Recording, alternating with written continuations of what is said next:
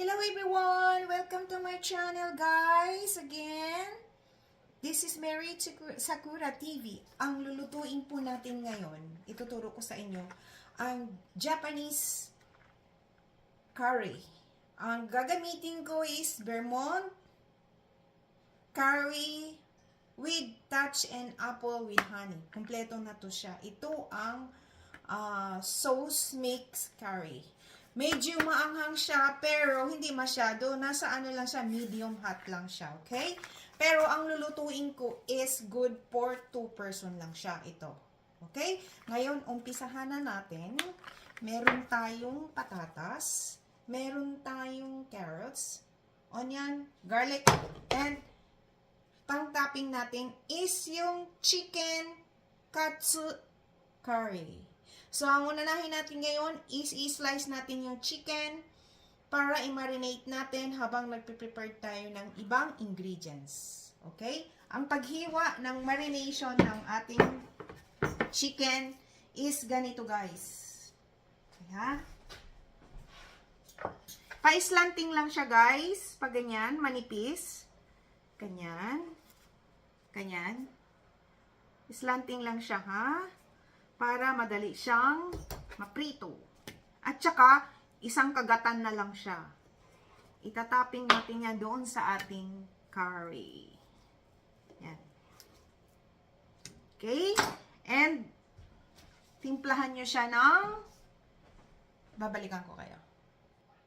Ito na guys, ang slice ng breast chicken ang ginamit ko pala. So, i-marinate natin sa asin. Garlic powder. Huwag niyong kalimutan, maraming garlic powder para masarap at malasa. More soy, asin pa. And pepper.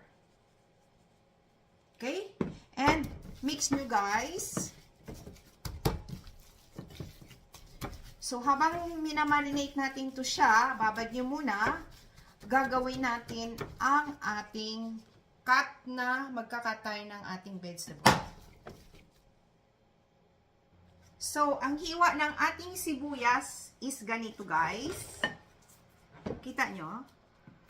Ganyan.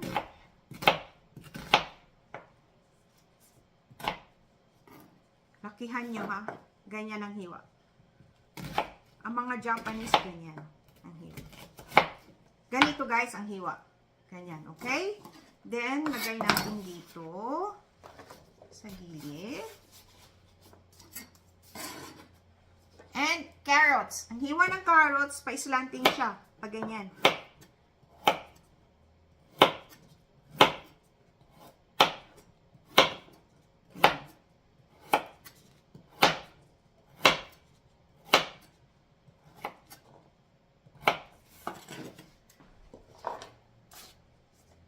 Yan na siya. Ang hiwa ng patatas din. Wait lang. Ganyan. Pa-slanting din siya. Ganyan. Ganito. Unahin nyo sa gilid. Yan. Dalawang patatas lang is enough dahil dalawa lang naman itong gagawin ko, good for 2 person. Okay?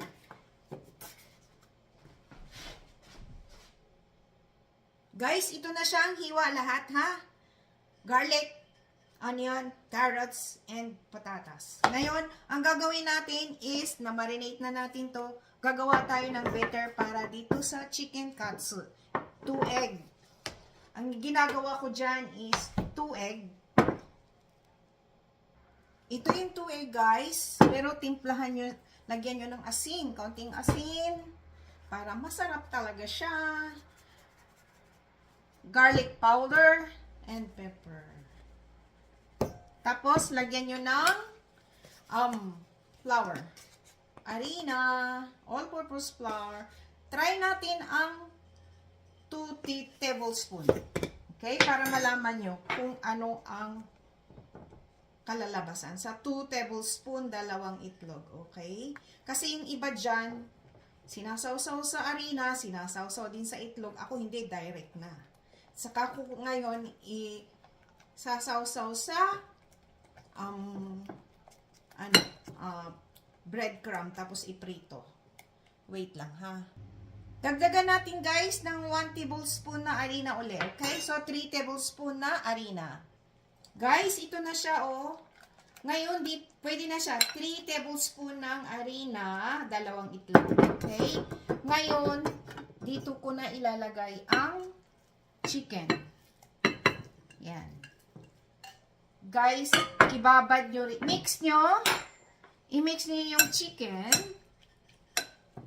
Ngayon, para medyo talagang mag-absorb ang lasa, ibabad nyo uli siya ng 5 minutes to 10 minutes, okay? Bago natin ibalot sa breadcrumb. Ganyan na siya. Okay? Guys, ito na siya.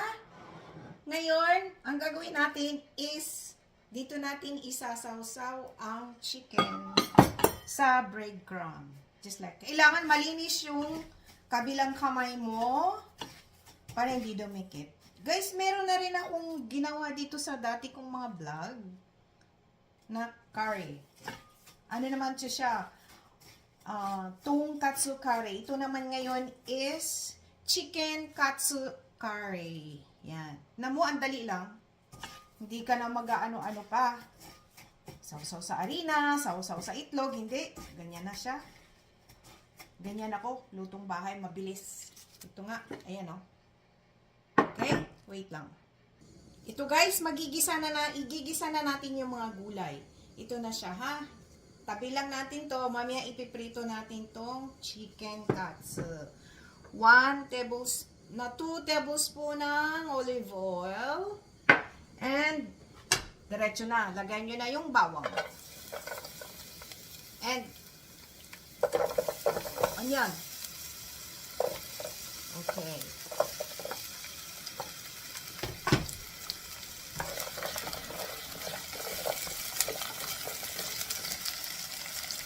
Huwag yung sunugin yung bawang guys ha. At saka yung sibuyas.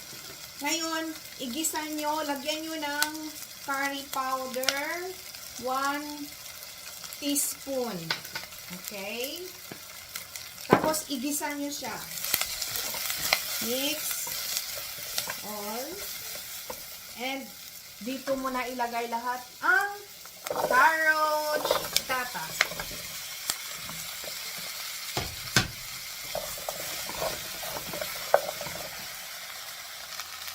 Yan, lagyan nyo uli ng konting asin, garlic powder, and pepper. Mix. Ito na siya. Ngayon, maglagay kayo ng 2 cups of water. 2 cups of water, guys. Yan. 2 cups of water. Pakukuluan nyo ng 15 minutes bago, kailangan maluto na muna yung patatas bago nyo ilagay itong curry. Okay? Tapos nyan, lagyan nyo ng chicken stock. Okay? At pakuluan nyo ng 15 minutes. Okay? Babalikan ko kayo. Guys, ito na siya. Kulong-kulo na siya. Lumagpas ng 15 minutes, dito na natin ilagay ang curry. Okay? Tapos, medyo tikman nyo guys kung kailangan ng asin, lagyan nyo ng asin. Ako, medyo kulang ako sa asin. And, dito nyo nalagyan ng mamaya na pala tayo. Medyo luto na. Ang tawag nito, honey. Yan, lambot na siya, oh. Madudurig na yan. Pag natunaw na yung curry, guys, pakuluan nyo ulit ito ng 10 minutes. Okay, balikan ko kayo, guys. Habang iniintay natin yung ating isang curry ginagawa, guys, magprito na tayo ng ating chicken katsu. Yan. Medyo pa brown-brown nyo guys ha, para masarap. Okay, hintayin ko kayo. Guys, ito na. Nagprito na tayo. Medyo papula brown-brown yun ang konti para masarap tingnan. Pati yung loob niya lutong-luto. Okay, ang next gagawin natin ay ang dudurugin natin yung curry. Wait lang. Ito na guys. I-mix natin yung curry. Para yung gulay ay matutunaw. Okay? Kasi ang purpose lang naman natin is yung curry sauce.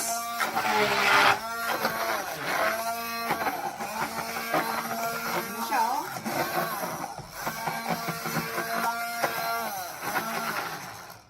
Tingnan nyo guys, oh, ayan na siya. Ayan na siya. So, ito na ang magiging curry sauce natin, okay?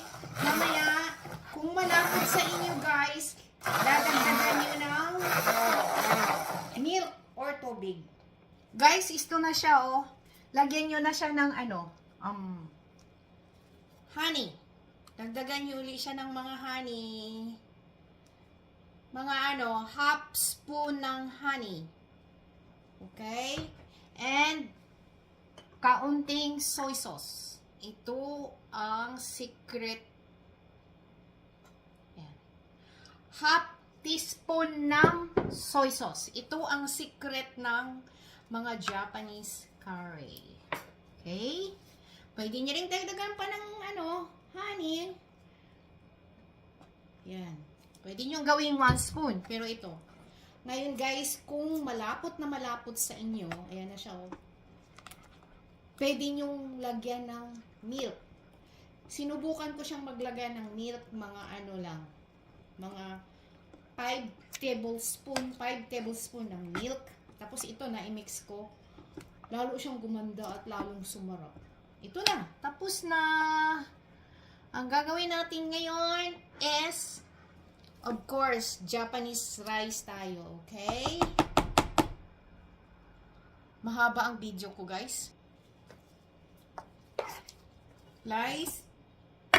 Ito na siya. Lagyan na natin ng sauce.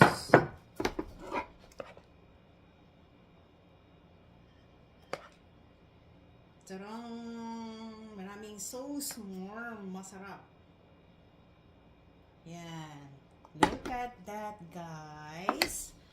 Tabi ka muna dyan. Diyan ka muna. And, tignan nyo. Dito nyo na ilagay ang chicken katsu. Yan. Look at that. Diba? Yan. Ito na siya, guys. Ito na ang ating chicken katsu curry. Go, guys! Ito na ang ating chicken katsu curry. Sarap! Ito ang aking tikim. Titikman ko ngayon, okay? Wow! Sarap!